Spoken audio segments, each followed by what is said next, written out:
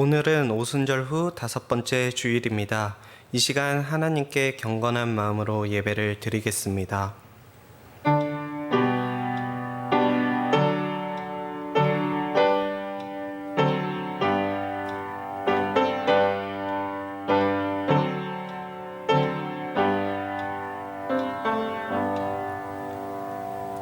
새 노래로 여호와께 노래하라. 온 땅이여 여호와께 노래할지어다. 여호와께 노래하여 그의 이름을 송축하며 그의 구원을 날마다 전파할지어다. 그의 영광을 백성들 가운데에, 그의 기이한 행적을 만민 가운데에 선포할지어다. 사랑하는 성도 여러분, 우리는 지금 거룩한 곳, 하나님의 영적인 임재가 머무는 장소에 들어와 있습니다. 마음과 영혼의 문을 열고 귀 기울여 하나님의 음성을 들으십시오. 1분 정도 깊은 묵상의 기도를 드리겠습니다.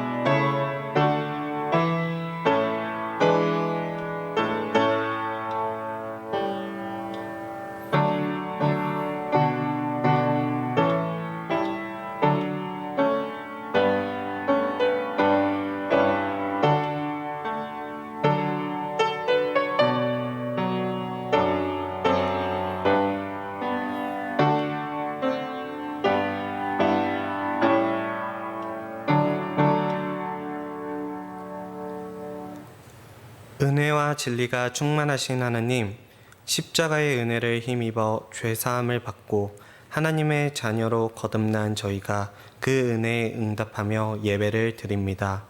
예배하는 우리의 중심에 언제나 십자가의 은혜가 식지 않게 하옵소서. 구원의 감격이 소멸하지 않도록 우리 마음과 생각을 지켜 주시옵소서. 기쁨으로 올려드리는 찬송과 기도와 예물을 받아주시고 예비하신 말씀과 은혜로 저희의 갈급한 심령을 채워 주옵소서. 존귀하신 하나님께 영광을 돌리며 예수님의 이름으로 기원하옵나이다. 아멘. 모두 자리에서 일어나셔서 찬송 14장 다 같이 부르시겠습니다.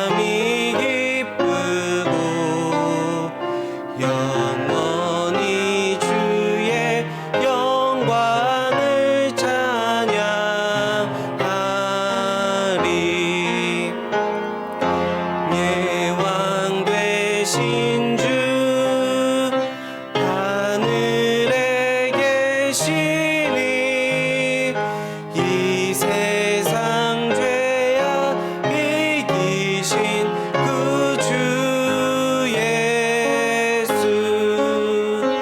저 천군 천사들 주옹이 하고서 문성도 함께 영원히 하는 이네 성삼위일체께 승리한 무리들 다 기쁜 소리 높여서 감사드려 창조주 하나님 내 주님 되시니 주 앞에 나도 엎드려 경배하네.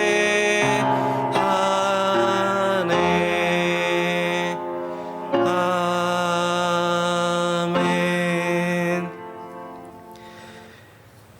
서신 채로 머리를 숙여 감사와 참회의 기도를 드리겠습니다. 사랑과 은혜가 풍성하신 하나님, 지난 한 주간 무더위 속에서 경제적인 위기 속에서 우리를 지켜주시고 보호해 주셔서 감사드립니다. 늘 우리는 항상 눈동자처럼 지켜주시옵소서. 우리 마음에 죄의 본성이 있습니다. 이 죄의 본성은 의의 인생을 무너뜨리고 우리의 인생을 지배하려고 합니다. 자꾸 우리를 죄의 자리로 이끌어 갑니다. 잠시 우리가 그 유혹에 빠진 적이 있습니다. 이 죄의 본성이 구원의 은총을 무너뜨리고 우리의 신앙을 위협합니다. 우리가 가끔 죄의 유혹에 빠져 신앙이 흔들리기도 하였습니다. 우리가 이 시간 거룩하신 하나님 앞에 섰사오니 눈에 보이지 않는 악이라도 먼지보다 작은 죄라도 보혈의 피를 뿌려 씻겨주시고 십자가의 능력으로 이기며 살게 하옵소서. 이제는 죄악에서 벗어나 거룩한 사람으로 살게 하여 주옵소서. 지금은 하나님과 나만이 아는 은밀한 죄를 생각하며 우리 구주 예수 그리스도의 이름으로 묵묵히 참회의 기도를 계속하여 드립니다.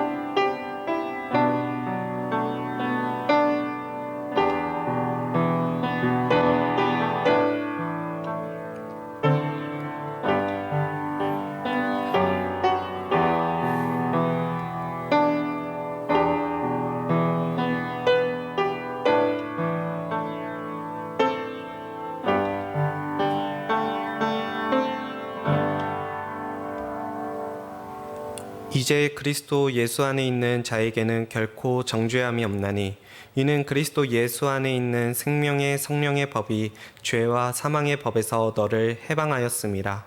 아멘. 자리에 앉으셔서 교독문 27번을 교독하겠습니다.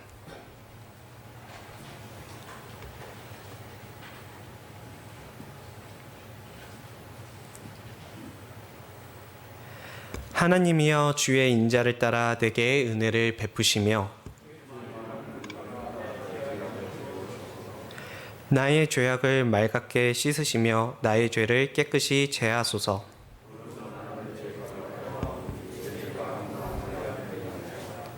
내가 주께만 범죄하여 주의 목전에 악을 행하였사오니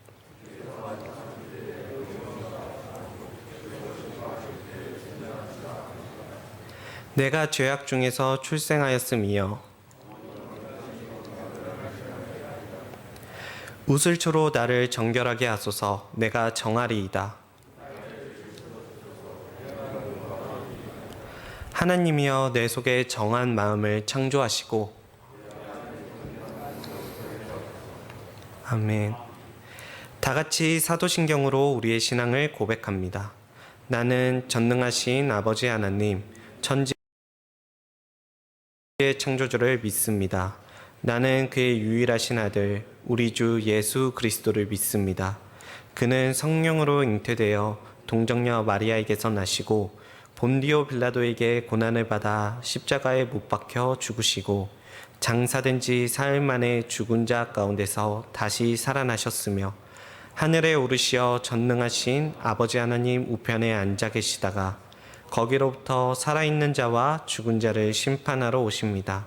나는 성령을 믿으며 거룩한 공교회와 성도의 교제와 죄를 용서받는 것과 몸의 부활과 영생을 믿습니다. 아멘. 찬송 182장 다 같이 부르시겠습니다.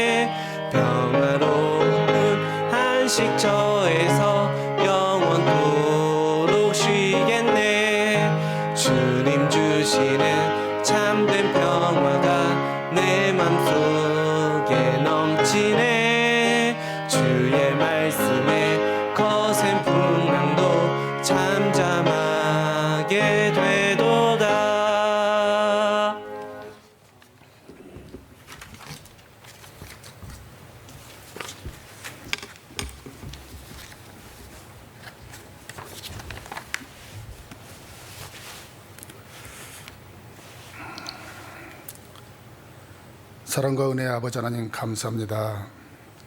무더운 날씨 가운데서도 주님의 사랑과 은혜 안에 한 주일의 삶을 보내고 기쁘고 감사한 마음으로 저희들의 발걸음을 이 성지로 인도하여 주시사 아버지께 찬양과 경배를 드리게 하심을 감사합니다.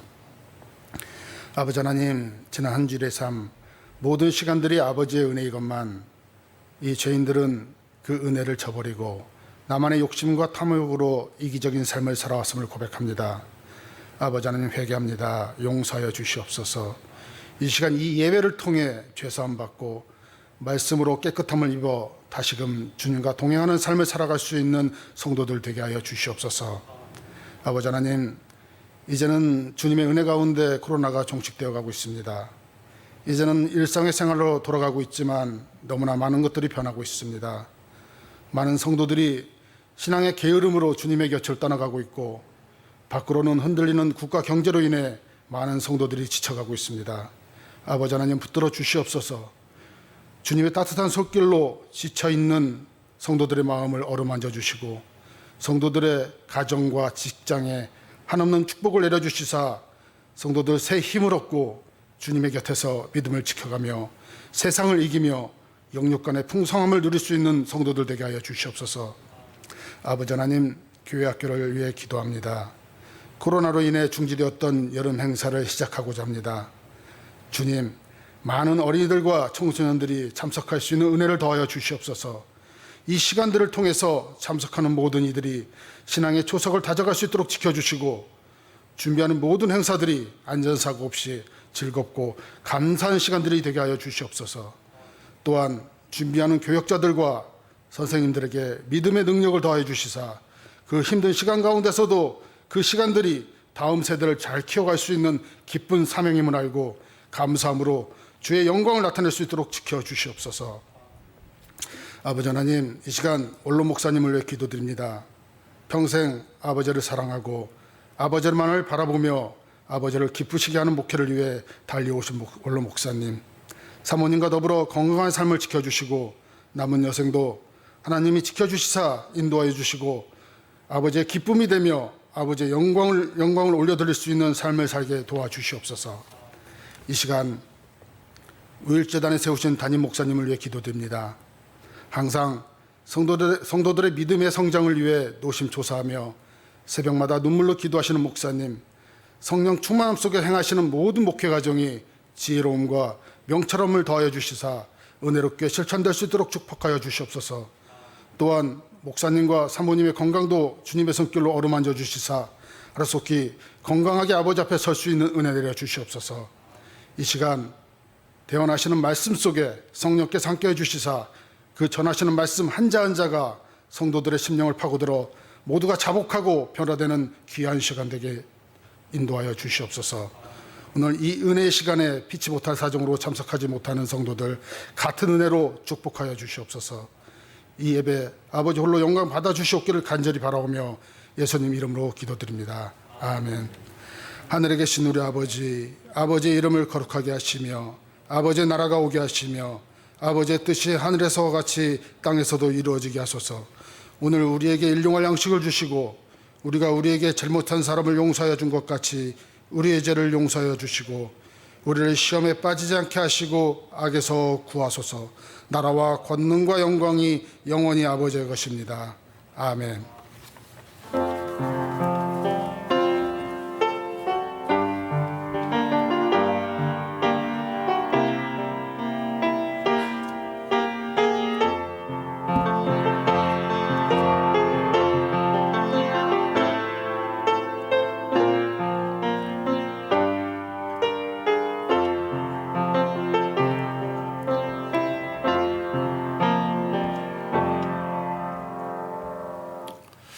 오늘 우리에게 주신 하나님의 말씀은 사도행전 9장 1절부터 9절입니다. 사도행전 9장 1절부터 9절입니다. 하나님 말씀 봉독합니다. 사울이 주의 제자들에 대하여 여전히 유기와 살기가 등등하여 대제사장에게 가서 다메섹 여러 회당에 가져갈 공문을 정하니 이는 만일 그 도를 따르는 사람을 만나면 남녀를 막론하고 결박하여 예루살렘으로 잡아오려 함이라. 사울이 길을 가다가 다메섹에 가까이 이르더니 호련히 하늘로부터 빛이 그를 둘러 비치는지라. 땅에 엎드려져서 들음에 소리가 있어 이르시되 사울아 사울아 내가 어찌하여 나를 박해하느냐 하시거늘 대답하되 주여 누구시니이까 이르시되 나는 내가 박해하는 예수라. 너는 일어나 시내로 들어가라. 내가 행할 것을 내게 이를 자가 있느니라 하시니 같이 가던 사람들은 소리만 듣고 아무도 보지 못하여 말을 못하고 서 있더라. 사울이 땅에서 일어나 눈은 떴으나 아무것도 보지 못하고 사람의 손에 끌려 다메섹으로 들어가서 사흘 동안 보지 못하고 먹지도 마시지도 아니하니라. 아멘. 주의 이름으로 축복합니다. 항상 주 안에서 복되고 또 행복한 삶 살 수 있는 성도님들 되시기를 바랍니다. 영화가 곧 하나 개봉되는데요. 그 영화 이름이 한산입니다. 이순신 장군이 세 번째 출정에서 승리한 한산도 대첩에 관한 영화입니다. 우리나라 사람이면 꼭 한번 봤으면 좋겠어요. 이순신 장군이 한산도 대첩에서 승리한 날이 7월 8일입니다. 이틀 전이죠. 이날은 이순신 장군이 바다에서 승리를 했고 또한 육지에서는 황진 장군이 이치 전투에서 승리한 날입니다. 일본이 임진왜란을 기록할 때에 가장 아픈 패배가 뭐냐라고 얘기할 때 바로 이 이치 전투를 얘기합니다. 이 두 전투가 임진왜란의 바로 구도를 바꾼 전투이기도 합니다. 저는 개인적으로 우리 역사에 있어서 가장 좋아하는 인물이 바로 이순신 장군입니다. 이순신 장군이 어떻게 23번을 싸워서 23번을 다 이길 수 있었을까요? 세계 해군 역사에서 이렇게 완벽한 승리를 그리고 이렇게 뛰어난 전적을 올린 사람은 없습니다. 이순신 장군은 세계 역사 속에서 해군 역사 속에서 명불허전입니다. 이런 장군은 없어요. 당시 일본 수군이 그러면 약했냐? 정말 싸움을 못하냐? 아니요. 굉장히 막강한 전력을 가지고 있었고 그 장수들도 이 해전 경험이 굉장히 풍부했던 장수들이에요. 그런데 이순신 장군은 어떻게 그 사람들을 쉽게 제압했느냐라는 거죠. 단순히 병법이 뛰어나서 나중에 나오지만 한산도 대첩은 유명한 하깃진이라는 병법을 사용했는데요. 병법이 뛰어나서 아니면 거북선 때문에 대부분 그렇게 얘기를 하죠. 물론 이순신 장군이 굉장히 병법이 뛰어납니다. 그러나 당시 조선 수군에는 일본 수군이 가지고 있지 않는 무기가 하나 있었습니다. 바로 천자통통입니다. 천자총통. 이순신 장군은 일본 수군을 이길 때에 이 천자통통을 바로 판옥선에 비치했던 장군입니다. 이순신 장군이 거북선 때문에 이겼다고 얘기를 하고 병법이 뛰어나서 이겼다고 얘기하는데 실은 거북선이요 한산도 대첩 때는 2대밖에 안 돼요. 2대밖에. 약 60여 척의 조선 수군의 배 중에 2척밖에 안 돼요. 당시 조선 수군의 주력함은 판옥선이었습니다. 이순신 장군은 이 판옥선에 당시 육지에서 사용하던 대포를 설치를 했어요. 판옥선에. 그리고 이 대포는 그 당시 세계 최고였어요. 원래 세종 때 만들어진 대포가 계속 개량되어서 그 당시 세계에서 가장 사거리가 먼 대포가 실은 이 대포였어요. 우리가 잘 모르는 사실인데. 그런데 만약 이 대포를요, 이 부산성을 지키는 이 장수들이 미리서 이걸 다 설치를 했다면, 부산성에. 그렇다면 쉽게 아마 부산성이 이렇게 함락되지 못했을 것으로 추정합니다. 그런데 그 당시 최고의 무기를 가지고 있으면서 우리 그 육군들은, 조선에 있는 이 장수들은 이 무기를 제대로 활용하지 못했던 거죠. 이순신 장군은 바로 그 육지에서 사용하던 대포를 배에다 설치한 거예요. 그래서 이 조선 수군의 판옥선이 일본 수군이 가지고 있는 이 배의 포고 사거리가 훨씬 더 길었어요. 그러니까 더 멀리서 이미 포를 쏠 수 있었던 거예요. 그래서 실은 이순신 장군이 병법도 뛰어나고 또한 거북선도 있었지만 실은 그 당시 이 이순신 장군은 그 당시 모든 조선이 가지고 있는 무기 체계를 다 섭렵했고 모든 병법을 다 익혔어요. 그래서 23번을 싸워서 23번을 이길 수 있었던 겁니다. 이순신 장군은 만일에 있을 외구의 침략에 대비했던 거죠. 이순신 장군은 자강이 바로 조선이 살 길이다 라는 것을 실제 몸으로 실천했던 장수이기도 합니다. 국가가 스스로 지킬 힘이 없으면 침략의 대상이 될 수밖에 없습니다. 자강의 길, 대한민국이 나아갈 길이기도 하지요. 맞죠? 그렇지 않습니까? 우리는 우리 스스로 지켜야 하는 거죠. 신앙에도 자강의 능력은 필요합니다. 자강의 신앙을 지닌 사람은 흔들리는 법이 없습니다. 신앙은 본디 자강의 길이에요. 스스로 자기의 신앙을 지키는 거죠.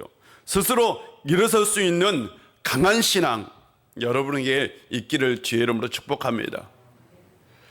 오순절 성령 강림 사건 후 예루살렘에 새로운 신앙의 공동체가 생겨났어요. 바로 교회입니다. 사람들에게 이 교회가 낯선 것이었지만 이 교회는 엄청난 능력을 가지고 있었어요. 그래서 사람들이 이 교회로 몰려들었어요. 얼마나 많이 몰려들었느냐?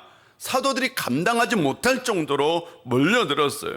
왜냐하면 이 교회는 세상에 없는 모습을 가지고 있었기 때문입니다. 교회는 마치 세상 속에서 보여진 천국과 같았어요. 사람들은 교회 안에서 영적인 것을 체험하고요. 교회 안에서 삶이 변화된 것을 경험하고요. 그리고 자신이 가지고 있는 것을 그대로 다 사람들과 같이 나누었어요.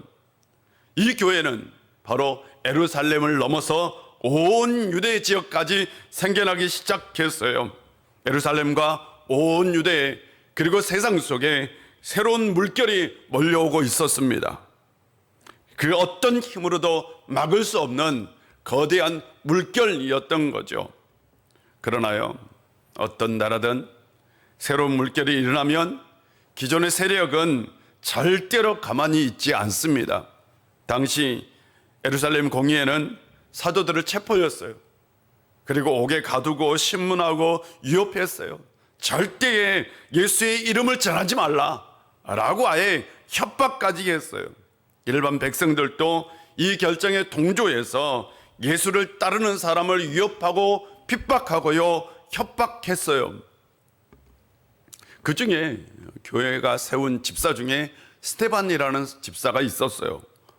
이 집사는 이 특별한 은사를 받았는데 병 고치는 은사도 받고 성령이 충만하여 말을 잘하는 은사도 받았어요. 말을 굉장히 잘했어요.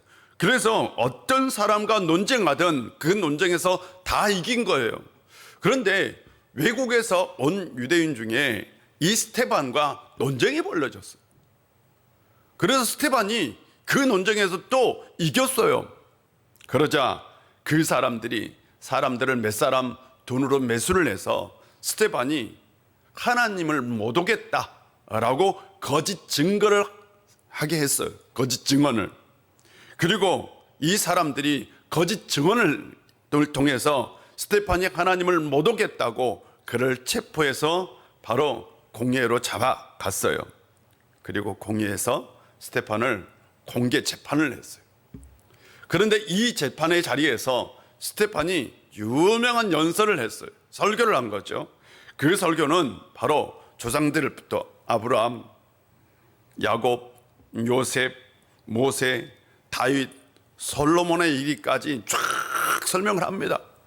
그리고 난 다음에 그들에게 이렇게 얘기합니다. 목이 곧고 마음과 귀가 꽉 막힌 사람들아, 당신들도 여러분의 조상들처럼 성령을 거역하고 있다. 당신들의 조상이 핍박하지 않는 예언자가 있었느냐? 그들은 심지어 의인이 올 것이라고 예언한 사람을 죽였다. 이제 당신들은 그 의인을 배반하고 죽였다 라고 얘기를 해요. 사람들이 그 얘기를 듣고 막 분노가 일었어요. 흥분하기 시작해요. 그리고 스테반을 잡아다가 성 바깥으로 데리고 가서 돌로 쳐서 죽였어요. 그리고 그 사람들은 자신들의 옷을 벗어서 한 청년의 발 앞에 두었어요. 바로 그 청년이 그 일의 주동자였던 거죠. 그 청년은 사람들을 선동해서 스테판을 데려다가 바로 성밭에서 돌로 쳐서 죽게 만든 청년입니다.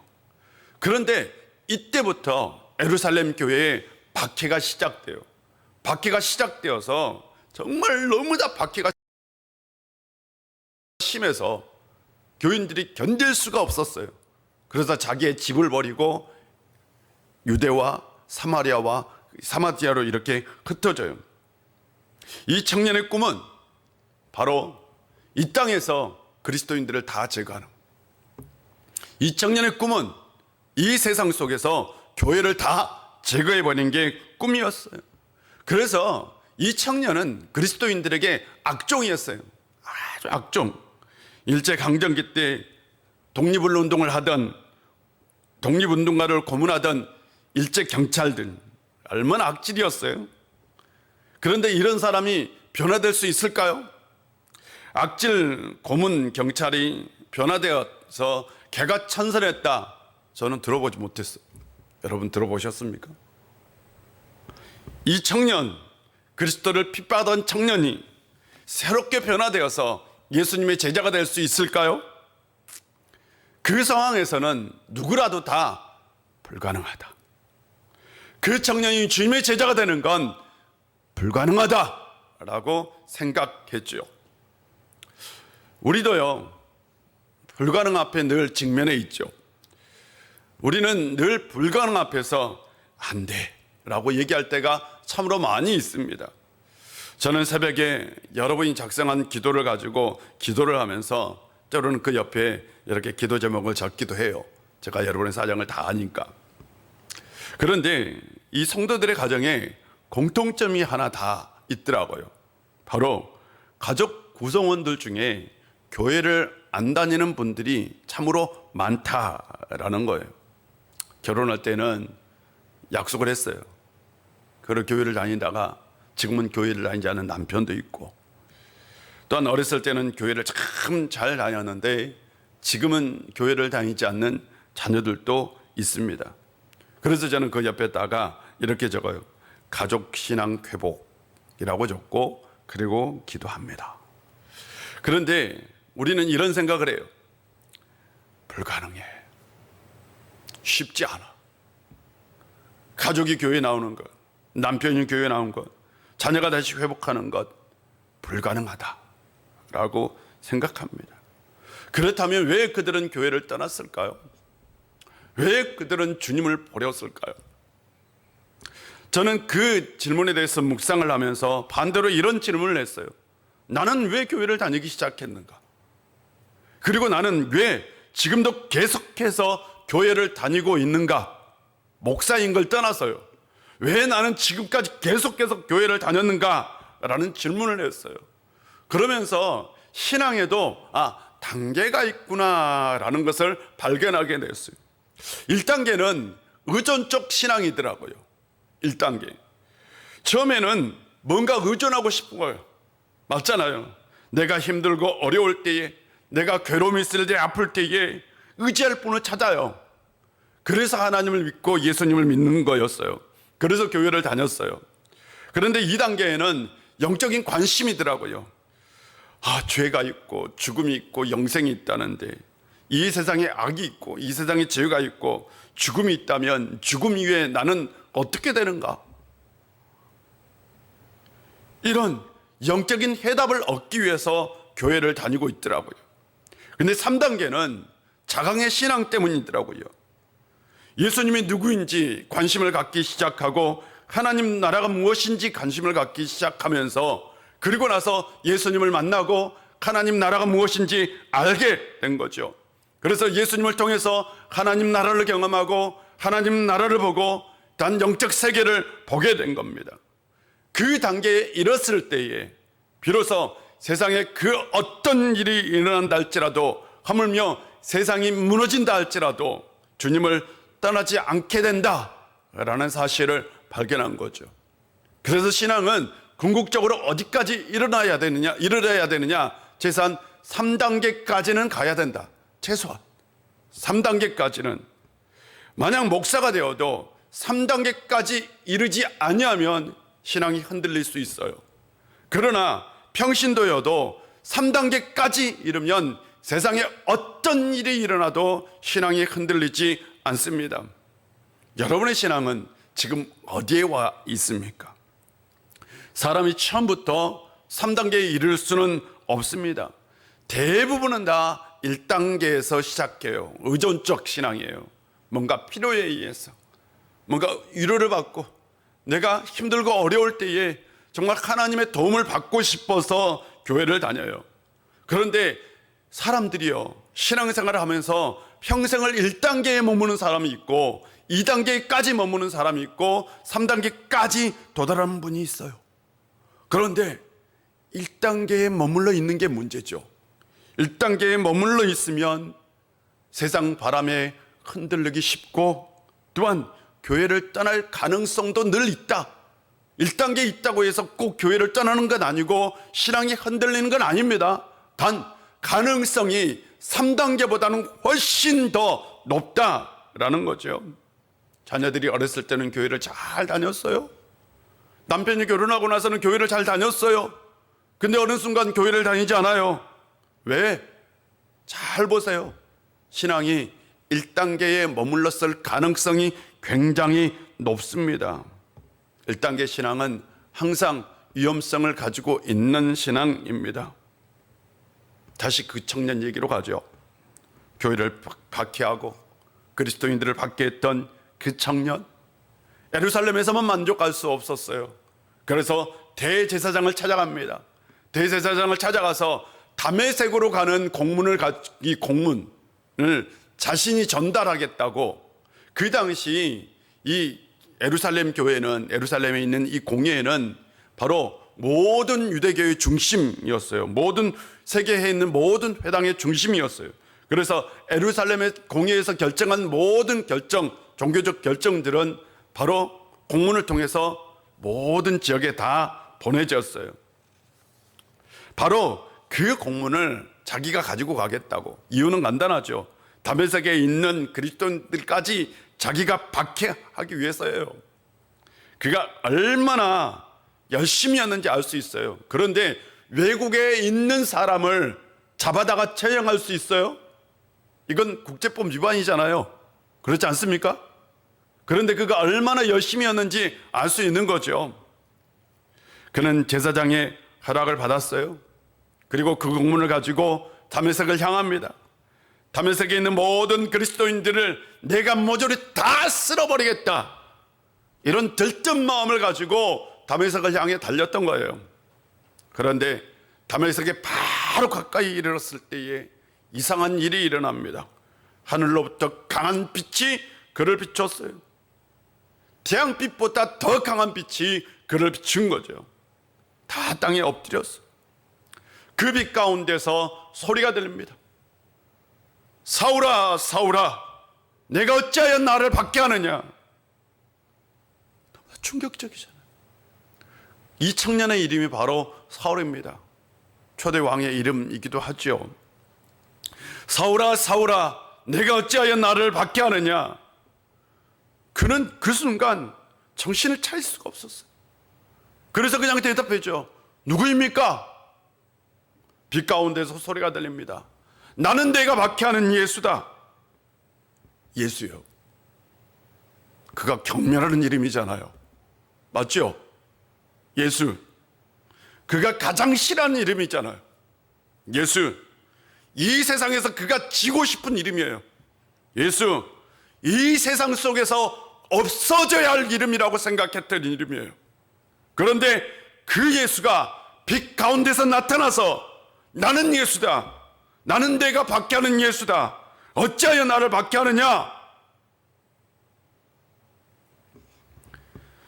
지금까지 그는 그 예수에 대한 얘기가 제자들이 다 꾸며낸 얘기라고 생각했어요. 자신들이 가지고 있는 신앙 체계를 완전히 흔드는 사람이 바로 그 사람이라고 생각했어요. 그래서 세상에서 가장 위험한 인물은 누구냐? 예수예요. 그런데 어쩌면 제자들이 말했던 그 얘기가 사실일 수 있다. 그는 충격을 받았어요. 그는 빛 가운데서 눈을 뜰 수 없었고 사람들이 이끌려 다메섹까지 겨우 도착했어요. 너무나 충격을 받아 음식을 먹을 수가 없었어요. 3일 동안 음식을 입에도 댈 수가 없었어요. 3일 동안 그는 식음을 전폐했어요.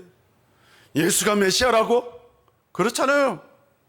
세상에서 가장 지고 싶은 그 존재가 메시아래요. 예수는 부활하지 않았다고 생각했는데 그는 진짜 하나님의 아들이래요. 어쩌면 자신의 생각에 틀렸다는 것. 지금까지 자신이 잘못 살았다는 것을 깨닫게 된 거죠.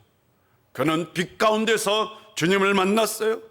빛 가운데서 진짜 주님을 만난 거죠. 그리고 이후에 그의 삶은 달라졌어요. 세계 역사 속에서 이렇게 극적인 삶을 사는 사람도 쉽지 않아요. 그렇지 않습니까? 여러분, 이렇게 극적인 삶을 사는 사람 보았어요? 정말 쉽지 않아요. 그는 박해자였다가 순교자가 된 사람이죠. 당시 누구도 사울이 그리스도의 제자가 될 것이라고 상상하지도 못했어요. 하물며 사도들도 그가 주님의 제자가 될 것이다 아예 포기했어요. 왜? 그는 박해자 중에 박해자였어요. 그는 예수의 제자가 되기에 불가능한 사람이었어요. 그런데 주님의 제자가 됐어요. 어떻게 가능했을까요? 어떻게 가능해요? 여러분, 생각보다 간단합니다. 그냥 주님을 만났어요. 그게 다예요. 주님을 만났다니까요. 바울은 우리가 생각하는 1단계부터 신앙생활을 하진 않았어요. 처음부터 3단계야. 이런 일은 쉽지 않아요. 아주 특별한 일이고 아주 희박한 일입니다. 모든 그리스도인들에게 일어나는 일은 아닙니다. 그러나 중요한 건 그가 주님을 만났다. 그 사실은 변함이 없어요. 그가 주님을 만남으로 그의 인생이 완전히 새롭게 변화된 거죠. 사랑하는 성도 여러분, 신앙의 궁극적인 목표는 주님을 만나고 주님과 동행하는 삶을 말고 집사님 기도처럼 주님과 동행하는 삶을 사는 거죠.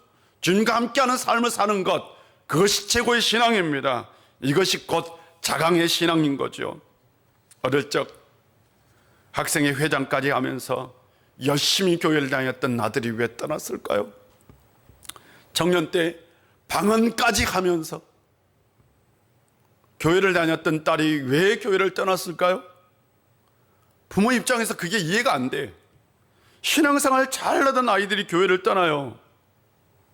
단순히 세상이 좋아서 떠났다고요? 그건 단편적인 이야기입니다. 진짜 이유는 주님을 만나지 못했어요. 교회를 다녔지만 1단계 신앙에 머물러 있었어요. 주님을 만나지 못하고 내적인 것을 경험하지 못했던 거예요. 그냥 친구 따라서 부모 따라서 교회를 다녔어요. 교회를 가보니 재미도 있고 즐거운 것도 있고 선생님도 좋고 마음의 위안도 있고 뭔가 그냥 내가 정말 힘들고 어려울 때에 거기서 위로도 받고 딱 거기까지. 자강의 신앙을 가져본 적이 없어요. 스스로 주님을 찾고 스스로 주님을 만나고 스스로 말씀을 깨닫아 본 적도 없어요. 스스로 자라가는 신앙의 훈련이 전혀 되어 있지 않았습니다. 청년 중에요, 아직도 말씀을 스스로 보지 못한 청년들이 부지기수입니다. 아니, 청년이 되었는데도 아직 말씀을 스스로 깨닫지 못해. 여러분, 이해가 됩니까? 주님을 스스로 찾지 않습니다. 그러니 주님이 누구인지 몰라요. 그냥 마음의 평안을 얻기 위해 교회를 다니고 삶의 위안을 얻기 위해 교회를 다닙니다. 그래서 삶의 위안이 없으면, 마음의 평안을 얻지 못하면, 삶의 유익을 얻지 못하면 신앙이 흔들렸던 거예요. 자강의 신앙 가져본 적도 없어요. 사울은 예수님에 대해 굉장히 부정적 생각을 가지고 있었어요. 자신이 가진 그 부정적 생각들, 그것이 다 무너졌어요. 그것이 잘못됐다고. 자신이 고문했던 사람들의 증언, 죽어가면서 외쳤던 그 순교자들의 그 얘기가 진실이구나 라는 것을 깨닫게 된 거죠. 그는 주님을 만났어요. 그런데 자신이 마음속으로 생각했던 주님이 아니에요. 자신이 마음속으로 생각하고 있는 예수가 아니에요. 자신이 그리고 있었던 예수가 아니에요. 진리이신 예수를, 부활이신 예수를, 생명이신 예수를, 길이신 예수를 만났어요. 진짜 예수를 만난 거죠. 그러니 어떻게 이전과 같이 똑같이 살아요? 예수의 실체를 알아버렸는데 이전처럼 박계자로 살아요? 불가능합니다. 그럴 수는 없어요. 그는 완전히 다른 삶을 살게 됩니다. 많은 사람들이 교회를 다니지만, 그렇죠, 주님을 진짜 만나는 데까지는 이르지 못하는 분들이 있습니다. 여전히 1단계에 머물러 있어요. 그리고 세상 타령, 코로나 타령, 교회 타령합니다. 그러다가 세상의 작은 바람에도 흔들립니다. 흔들리기 시작하면 사정없이 흔들립니다. 세상 것이 좋아 보이기 시작하는 그 순간 신앙이 헌신짝이 되어버립니다. 사랑하는 성도 여러분, 주님을 만나시기를 바랍니다. 제발 주님의 실체를 아는 데까지 이르시기를 바랍니다. 매일매일마다 조금씩 주님을 만나가고 또 만나갈 수 있는 성도님들 되시기를 바랍니다. 절대 흔들리는 법이 없을 겁니다. 얼마 전 아는 장로님에게 전화를 받았어요. 목사님, 네, 장로님 잘 계셨어요? 목사님 혹시 뭐 집사님 아세요? 잘 알죠. 목사님이 되셨어요. 그리고 우리 고등부에 지금 사역하고 있어요. 저는 굉장히 이뻤어요. 그리고 깜짝 놀랐어요. 그 집사가 목사님이 되었다고? 그 목사님은 제가 잘 알고 있는 장로님, 권사님의 사위입니다. 이 장로님, 권사님은 제가 굉장히 잘 아신 분들이고, 이 장로님은 어렸을 때 아마 우리나라의 100대 부자였을 거예요. 한 사람이었어요. 100대 부자. 우리나라에 굉장히 잘 사는 분이었어요. 100대 부자도 아마 어쩌면 10대 부자였는지도 몰라. 그 정도 부자였어요. 권사님 댁도 굉장히 부자였어요. 그런데 지금은 사업에 실패해서 그냥 평범하게 살지만 신앙이 좋아서 장로님도 되고 권사님도 되셨어요. 그런데 세 딸이 있었어요. 세 딸이 두 사람이 출가를 했는데 일반인과 결혼을 했어요. 두 사이가 교회는 다녀. 여러분, 교회는 다니는데 보면 형식적이야. 말 그대로 장인, 장모님 만나고 싶어서 교회 나오고 그렇잖아요. 얼굴 뵐 수 있어서 교회를 나오는 딱 그 정도였어요. 그 정도. 권사님의 근데 기도 제목은 이 두 사이가 믿음이 굉장히 좋아지는 것. 그래서 남편처럼 장로님까지 되고 싶은 게 권사님의 기도 제목이었어요. 제가 보기에는 그 신앙생활 하는 거 딱 보면서 장로님 될 가능성 솔직히 말하면 희박하다였어요. 여러분, 그 당시 제가 저렇게 신앙생활 해가지고 어떻게 장로님 돼? 장로님 이규성 장로님 되려면 그래도 신앙생활 열심히 해야죠. 맞죠? 그렇잖아요. 그것도 몇십 년 열심히 해야 돼요. 그런데 불가능해 라고 생각하고 있었어요. 근데 권사님은 한번 저에게 이렇게 말씀하시더라고요. 신앙이 좋은 사위가 되었으면 좋겠어요. 부자로 살아보니 부자 별게 없더라고요. 신앙이 최고입니다 라고 얘기하더라고요. 그렇게 기도하던 권사님이요, 실은 몇 년 전에 암으로 하나님 나라 가셨어요. 그런데 교회를 다니던 그 처치 사위가 목사가 되었다라는 소식이 저에게 전해온 거죠. 목사님이 되신 거죠. 저에게 연락을 주시던 장로님이 이렇게 말씀하세요. 어떤 영적 체험을 했대요. 주님을 만났대요. 그리고 신앙이 너무 뜨거워졌대요.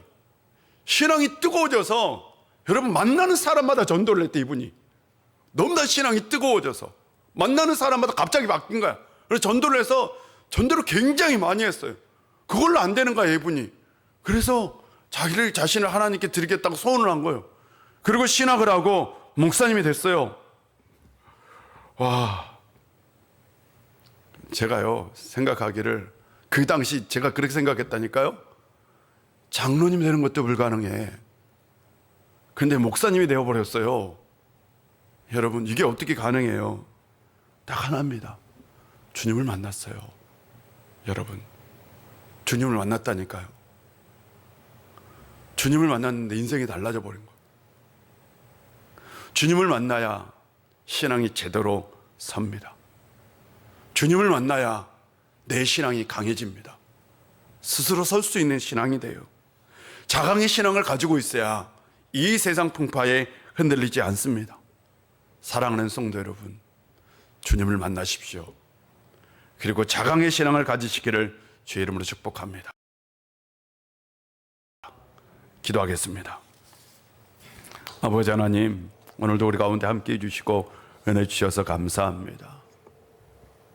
우리가 주님을 만나기를 소망합니다.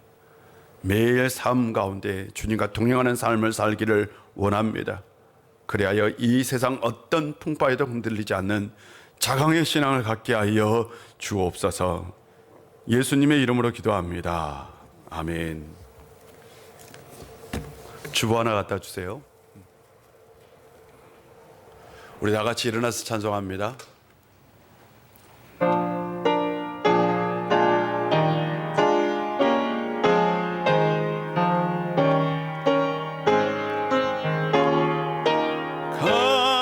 값비싼 향유를 주께 드린 막달라 마리아 본받아서 향기로운 산재물 주님께 바치리. 사랑의 주 내 주님께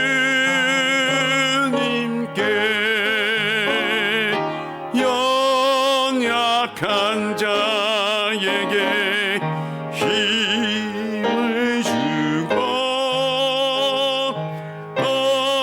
어두운 세상에 빛을 비춰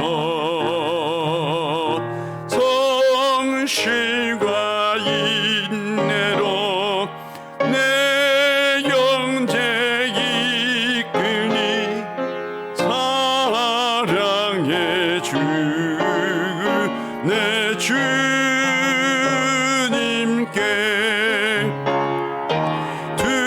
두려운 마음에 소망 주고 슬픔에 쌓인 자 위로하며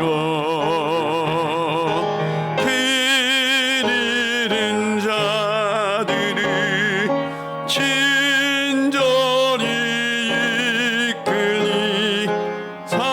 사랑의 주 내 주님께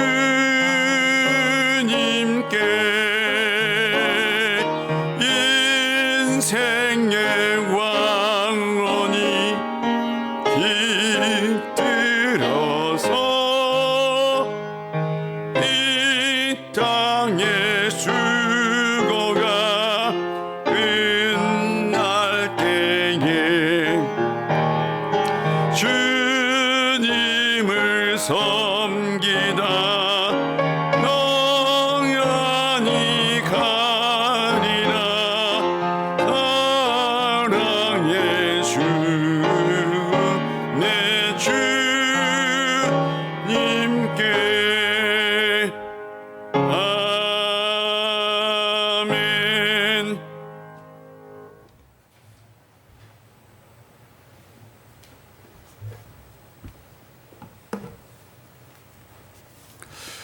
최순 집사님, 소은석 집사님, 조은아 우리 성도님 조재윤 성도님, 이윤아 성도님, 정성죽 집사님 무명으로 감사함을 드렸습니다. 우리 다 같이 기도합니다. 하나님 아버지 참 감사합니다. 아버지 하나님께서 늘 우리 가운데 함께하여 우리를 지켜주시고 보호해 주셨다가 우리가 이렇게 기쁜 마음으로 주님 앞에 예배드릴 수 있도록 은혜 주셔서 감사합니다. 늘 우리의 신앙이 자라고 성장할 수 있도록 우리를 이끌어 주옵소서. 아버지 하나님, 이 시간 우리가 주님 앞에 나올 때에 빈손으로 나오지 않냐고 정성껏 예물을 준비하여 가지고 나왔습니다. 이 예물을 받아주시고 흠양하여 주시고 이 드린 손길을 위해 하나님께서 하늘의 복과 땅의 복을 허락하여 주옵소서. 아버지 하나님, 이 드려진 예물을 통해서 우리 우일교회가 날마다 든든하게 세워지는 교회 되게 하여 주옵소서. 우리가 한 주간 세상에서 살아야 합니다.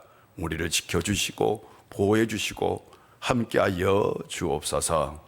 이 은혜가 이 예배에 참석하지 못한 이들에게도 있게 하여 주옵소서. 예수님의 이름으로 봉헌 기도 드립니다. 아멘.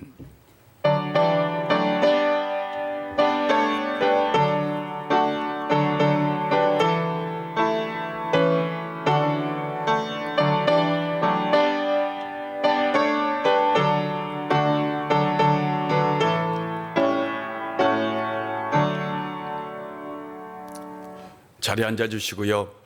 교회 소식을 전해드리겠습니다. 교회 소식은 딱 두 가지입니다. 나머지 광고 소식은 주보를 참고해 주셨으면 좋겠어요. 지난 재직회 때에 교회에서 우리 교회 음향, 영상 장비를 음향은 교체를 하고 영상 장비는 새롭게 신설합니다. 우리 교회가 영상 장비는 없어요. 음향 장비는 지금 20년 가까이 돼서 완전히 노후화가 돼서 다 교체를 해야 합니다. 요즘은 다 디지털로 다 바뀌었어요. 그래서 교체를 해야 되는데 요즘 굉장히 물가가 많이 올라서 생각보다 예산이 많이 잡혀 있어요. 저도 이렇게 제가 예상한 것보다 2배 이상 잡혔어요. 그러니까 좀 예산액이 5,250만 원 잡혔어요. 이 중에 일부분을 우리 교인들의 헌금으로, 특별 헌금으로 하기로 우리가 결의를 했어요. 그래서 여러분 어렵지만 우리가 이걸 꼭 해야 돼요. 영상, 음향이 가끔 막 하우링도 생기고 지금 이상한 소리도 나고 예배 중에 그런 일이 생기는 게 지금 이 장비가 다 노후화가 돼서 그런 일이 발생하고 있어서 그래서 여러분 특별하게 조금 헌금을 좀 해주셨으면 좋겠습니다. 혹시라도 하나님께 내가 이 부분 꼭 드리고 싶다라는 마음이 생기면 꼭 헌금해 주셨으면 좋겠고, 그리고 7월, 8월 달에 우리 교회학교 여름성경학교와 수련회가 있습니다. 이번에 지금 3년 만에 처음 해요. 그런데 참 어려워요. 아직까지 교회학교가 어려운데 이번 이 여름성경학교나 수련회를 통해서 교회학교가 많이 회복될 수 있도록 위해서 꼭 기도 부탁드립니다. 그리고 환우들을 위해서 꼭 좀 기도 부탁드립니다.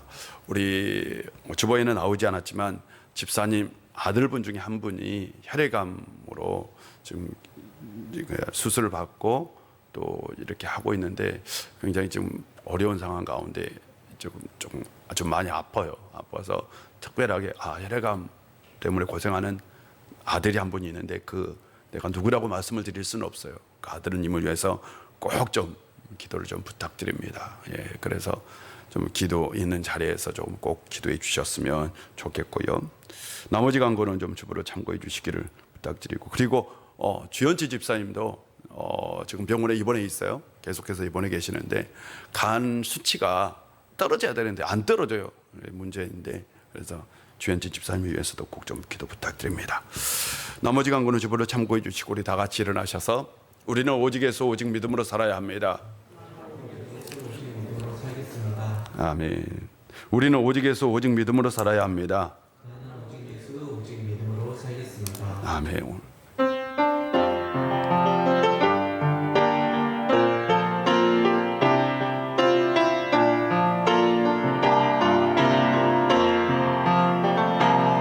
진정한 예배가 숨쉬는 교회, 주님이 주인 되시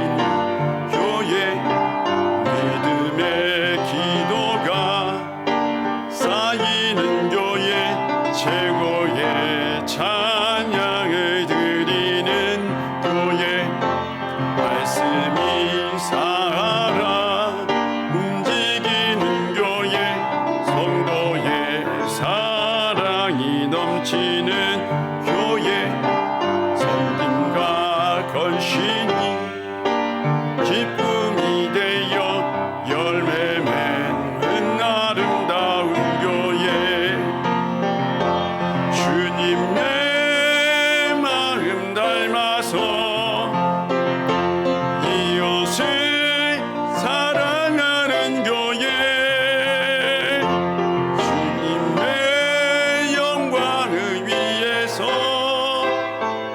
빛 대신 주님 전하는 교회, 사랑의 불꽃이 활짝 피어나 날마다 사랑에 빠지는 교회, 주께서